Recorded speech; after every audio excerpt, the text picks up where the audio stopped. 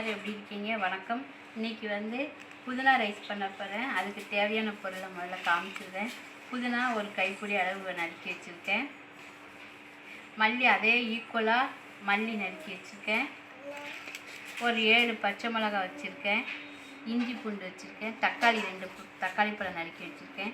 பெரிய சைஸ் பல்லாரி 2 எடுத்து வச்சுருக்கேன். புளி இந்த அளவு எடுத்து வச்சுருக்கேன். இது 2 தாளிக்கிறதுக்கு மற்றதெல்லாம் போட்டு அரைக்கணும். அரைச்சி வதக்கும் போது காமிக்கிறேன்.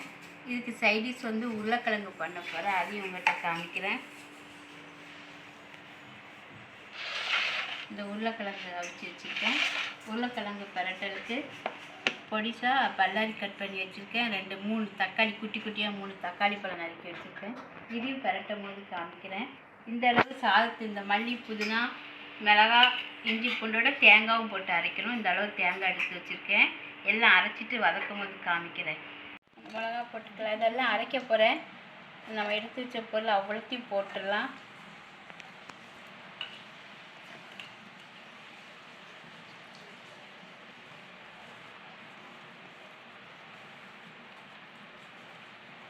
தேங்காயும் இதிலே போட்டுடலாம்.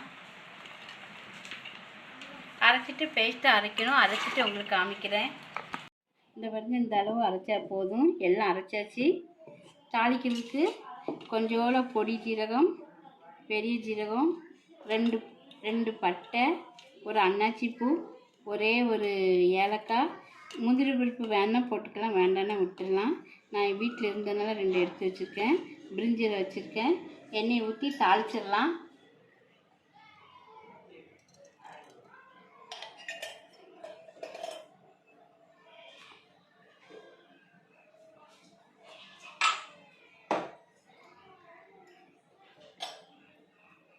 அதேமாரி நெய்யுமே வேணா போட்டுக்கலாம், போடணும் அவசியம் கிடையாது. நான் வீட்டில் இருந்தனால கொஞ்சோட 1 ஸ்பூன் நெய் போட்டிருக்கேன். நம்ம எடுத்து வச்ச பொருளெல்லாம் அதில் போட்டுடலாம்.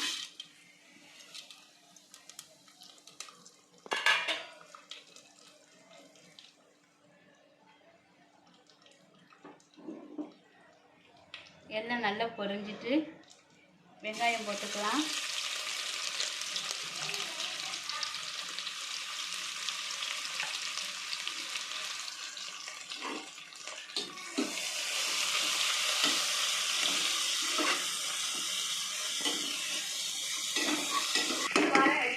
இந்த பாருங்க, வெங்காயம் இந்த அளவு வதக்கணும். கொஞ்சம் நல்லா பொன்னிறமாக வரணும். வெங்காயம் இந்த அளவு வதக்கணும். பொடிசாக கட் பண்ணியிருக்காங்க பார்த்தீங்களா. எங்கள் பொண்ணு வந்திருக்காங்க லீவுக்கு. அவங்க தான் கட் பண்ணி கொடுத்துருக்காங்க. காய்கறி பொடிசாக நறுக்கியிருக்காங்க.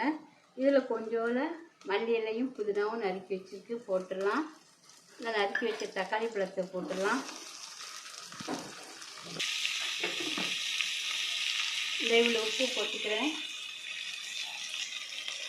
அவ்வளோ உப்பு போட்டிருக்கேன். அரைச்சி வச்சு மசாலாவை போட்டுக்கலாம். மசாலா கொஞ்சம் வதக்கணும். மசாலாவை நல்லா வதக்கிடுவோம்.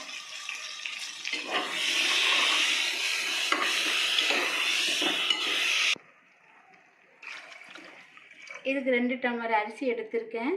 4 டம்ளர் தண்ணி ஊற்றிக்கலாம்.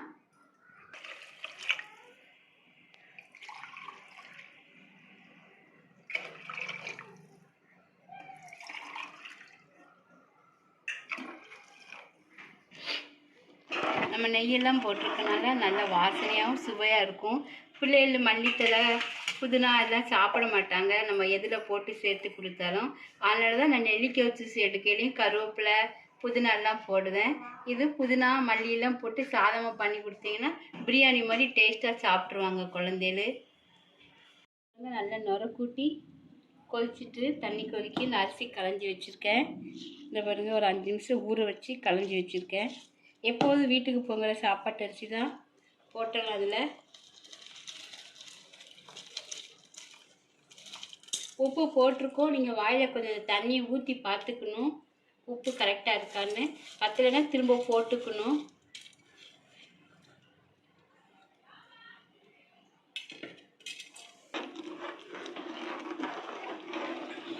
இந்த பாருங்க, பிரியாணி மாதிரியே இருக்கும், சுவையாக இருக்கும். நீங்களும் வீட்டில் பிள்ளைகளுக்கு செஞ்சு கொடுங்க. வெயிலுக்கும் ரொம்ப நல்லது. புதினா ரொம்ப குளிர்ச்சி. நல்லா கொதிச்சுட்டு வாயில் ஊற்றி பார்த்தேன், 2 உப்பு கம்மியாக இருக்கிற மாதிரி தெரியுது. அதனால் இந்த 2 உப்பு போட்டுக்கிறேன். போட்டுட்டு நல்லா கிண்டி விட்டுடலாம். வீடியோவில் பார்க்கலே உங்களுக்கு தெரியும், கலர்ஃபுல்லாக இருக்குது. தக்காளி ரெட் கலராக, இது பச்சை கலராக, பிள்ளைகள் பார்க்கவே விரும்பி சாப்பிடுவாங்க. வெயிட் போட்டுடலாம். இது முடிஞ்ச உடனே இதை ஓப்பன் பண்ணும்போது உங்களுக்கு காமிக்கிறேன்.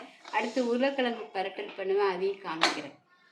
இதை பாருங்கள், உருளைக்கிழங்கு அவிச்சு வச்சதை காமிச்சு நல்லா ஆறிட்டு இந்த மாதிரி துண்டு துண்டாக கட் பண்ணி வச்சுருக்கேன். கொஞ்சோண்டு கரம் மசாலா போட்டுக்கலாம், காரம் இல்லாதது கரம் மசாலா போட்டுக்கலாம். ஏற்கனவே ஆல்ரெடி இதில் உப்பு போட்டு தான் நான் அவிச்சிருக்கேன். அதனால் இந்த மசாலாவுக்கு தக்கன கம்மியாக உப்பு போட்டுக்கலாம்.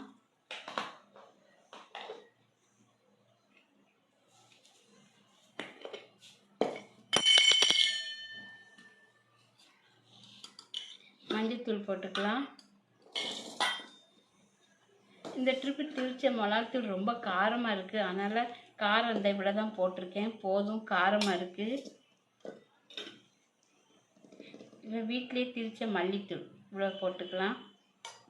எல்லாம் போட்டுட்டு லைட்டாக தண்ணி தொளித்து விரைய வச்சுக்கலாம்.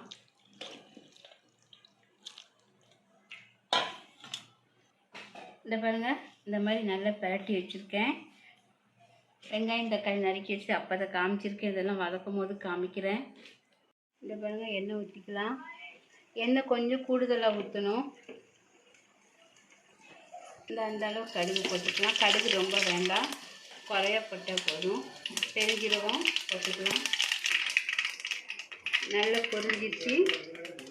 பொரிச்ச நறுக்க வெங்காயம் போட்டுக்கலாம்.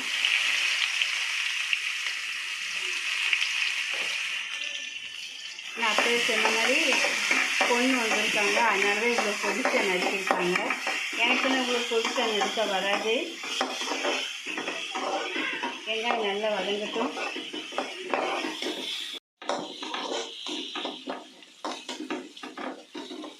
நல்லா வதங்கிச்சு. தக்காளி போட்டுக்கலாம்.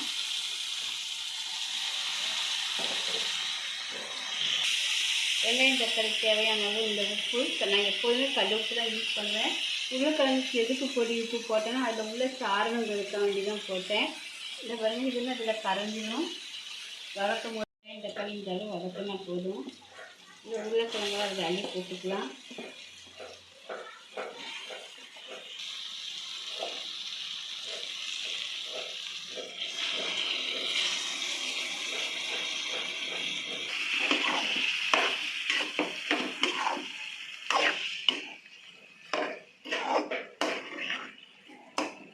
இது சாம்பார் சாதம், தயிர் சாதம், சாம்பார், அதுக்கெல்லாம் இந்த மாதிரி உருளைக்கிழங்கு பண்ணுங்கள். ரொம்ப டேஸ்ட்டாக சுவையாகவும் இருக்கும். வெறும் சாம்பார் சாதம் பண்ணி உருளைக்கிழங்கு வச்சுக்கலாம். பிள்ளைகள் ஸ்கூல் திறந்தாலுமே ஒரு நாளைக்கு உங்களுக்கே இதாக எல்லாம் செஞ்சு போர்டு அடிக்கும். ஒரு நாளைக்கு உங்களுக்கே கொஞ்சம் அவசர வேலையாக இருந்தால் தயிர் சாதம் பண்ணி இந்த மாதிரி உருளைக்கிழங்கு பண்ணி கொடுங்க ஸ்கூலுக்கு. ரொம்ப டேஸ்ட்டாகவும் சுவையாகவும் இருக்கும்.